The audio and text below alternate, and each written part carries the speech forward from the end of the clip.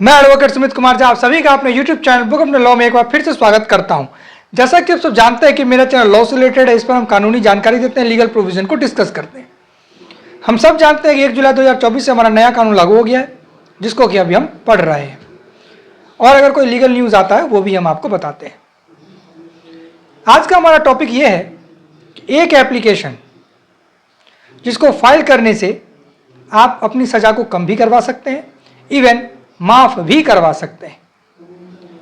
तो उस एप्लीकेशन के बारे में आज हम जानेंगे, हम आपको बताएंगे, सेक्शन के साथ बताएंगे, नए कानून में कहाँ पर दिया गया है ये सब बताएंगे।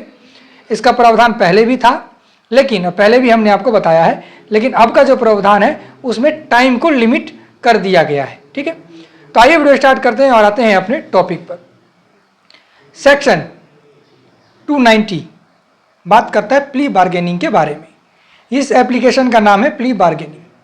ठीक है, इस एप्लीकेशन को आप, इसका एक्सेप्शन भी है, इसीलिए पूरा वीडियो देखिएगा, बीच में अगर जाएंगे तो आपको एक्सेप्शन पता नहीं चलेगा। ठीक है, किस केस में ये फाइल किया जा सकता है, क्या इसका एक्सेप्शन है, ये हम आपको लास्ट में बता देंगे।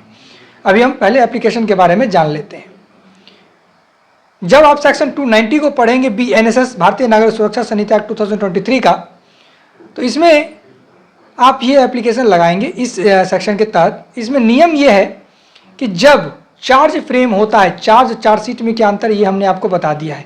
ठीक है, चार्ज क्या होता है, चार्जशीट क्या होता है, ये सब हमने आपको बता दिया। डिस्क्रिप्शन बॉक्स में हम लिंक देंगे, वहाँ से देख सकते हैं difference between charge and chargesheet.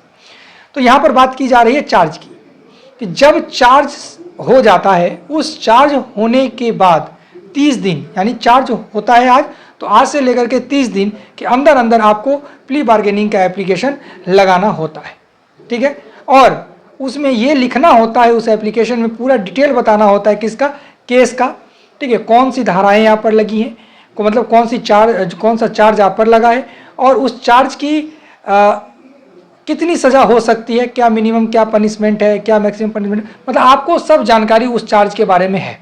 ठीक है, किस अपराध के लिए यहाँ पर वो चार्ज लगा है, ये सब आप उस एप्लीकेशन में लिखेंगे। और एप्लीकेशन में ये भी आपको एफिडेविट के द्वारा बताना होगा कि आप ये वॉलंटरीली कर रहे हैं, आप पर किसी का दबाव नहीं है।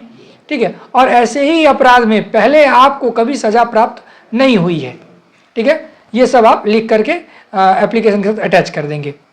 उसके बाद कोर्ट क्या करेगा, इस एप्लीकेशन को प्राप्त करेगा कोर्ट, और इसकी कौन से कोर्ट में फाइल होगा, ये याद रखिए कि जहाँ पर आपका ट्रायल पेंडिंग है, ठीक है, वहीं पर ये प्ली बार्गेनिंग का एप्लीकेशन फाइल होता है। तो अब मान के चलिए आपने एप्लीकेशन फाइल कर दिया एफिडेविट के साथ, तो अब क्या होगा कि पीपी को, जो ऑफिसर, मतलब जो भी प्रिसाइडिंग ऑफिसर है, वो क्या करेंगे, पीपी को इन्फॉर्म करेंगे या कंप्लेनेंट को इन्फॉर्म करेंगे, दोनों में से जो भी प्रेजेंट है उसको इन्फॉर्म किया जाएगा। ठीक है, और एक्यूज्ड को नेक्स्ट डेट दे दिया जाएगा आने के लिए, कोई डेट दे दिया जाएगा, उस डेट पर उसको आना होगा। ठीक है, अब इसके बाद क्या होगा कि एक्यूज्ड उस डेट पर आएगा, उस डेट पर एक्यूज्ड को एग्जामिन किया जाएगा। ठीक है, बस यही एग्जामिन किया जाएगा कि ये जो बात कह रहा है, जो एफिडेविट में इसने बात कही है, वो सही है या गलत है। ठीक है, अब कोर्ट सेटिस्फाई हो जाएगा, और जब कोर्ट सेटिस्फाइड हो जाएगा उसके बाद वो क्या करेगा, 60 दिन का समय देगा। ठीक है, देखिए यही सब चेंजेस है। पहले कितना कहा हमने, चार्ज के 30 दिन के अंदर फाइल करना होगा, और अब यहाँ पर बताया कि कोर्ट कितने दिन तक का मैक्सिमम टाइम दे सकता है, 60 दिन का। ठीक है, तो 60 दिन का टाइम देगा कोर्ट क्या करने के लिए, आपस में बात करने के लिए। ठीक है, पीपी रहेगा उसमें, और कितना कंपनसेशन देना है, विक्टिम भी प्रेजेंट रहेगा, किसको कितना क्या, कैसे आप अपना मीटिंग करते हैं, कैसे आप अपना सेटिस्फाइड होते हैं, कितना कंपनसेशन देना है, कितने पर कंप्रोमाइज़ होगा, ये सब बात आप कर लेंगे। ठीक है, उसके बाद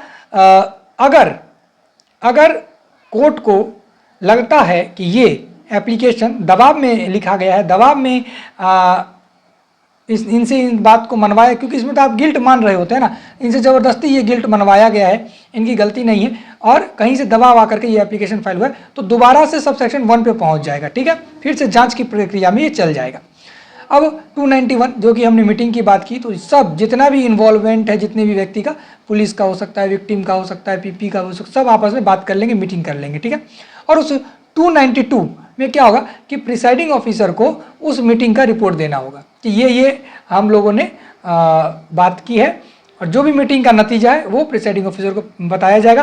प्रिसाइडिंग ऑफिसर साइन करेंगे, यानी कि वो जज होते हैं, वो साइन कर देंगे। ठीक है, उसके बाद 293 के तहत वो डिस्पोजल ऑफ द केस, यानी डिस्पोज करेंगे, उस केस को खत्म करेंगे। अब उस केस को जब वो खत्म करेंगे तो उसमें वो क्या क्या कर सकते हैं ये हम आपको बताते हैं। सबसे पहले वो 401 ठीक है के तहत आपको BNSS का आपको छोड़ सकते हैं, यानी कि या तो प्रोविजन ऑफेंडर एक्ट के अंदर 1958 के अंदर भी आपको छोड़ सकते हैं, बिना जेल गए हुए डांट फटकार करके भी आपको छोड़ा जा सकता है। ठीक है, अगर अपराध छोटा सा है तो आपको डांटेंगे और फिर छोड़ देंगे, आपको जेल नहीं जाना होगा। ठीक है, वार्निंग देकर के छोड़ देंगे।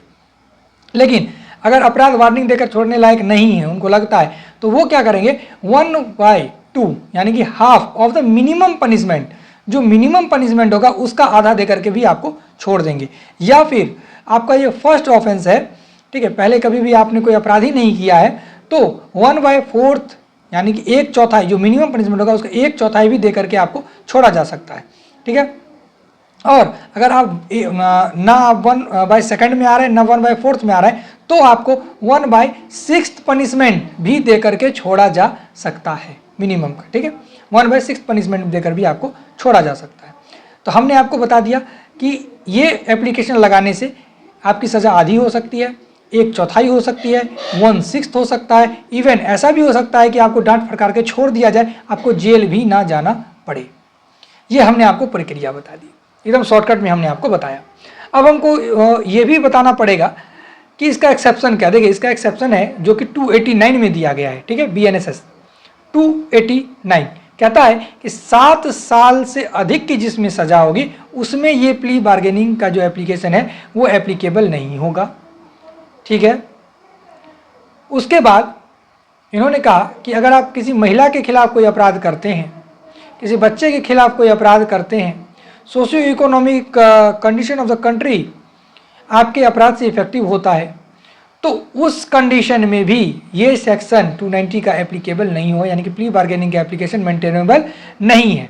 ठीक है, socio economic condition central government के द्वारा ही बार बार डिसाइड किया जाता है कि उसके अंतर्गत कौन कौन सा ऑफेंस आता है। ठीक है, अब हम मिलते हैं किसी नेक्स्ट वीडियो में। हालांकि ऐसा नहीं है कि ये यहीं पर खत्म हो जाता है कि महिला के खिलाफ, बच्चे के खिलाफ भी अगर आप अपराध करते हैं उसमें भी क्षमा याचना मांगी जा सकती है, लेकिन इस एप्लीकेशन के तहत आप नहीं मांग सकते, उसकी दूसरी प्रक्रिया है। ठीक है, मिलते हैं किसी नेक्स्ट वीडियो में किसी इंपॉर्टेंट टॉपिक के साथ। आज के लिए इतना ही। जय हिंद।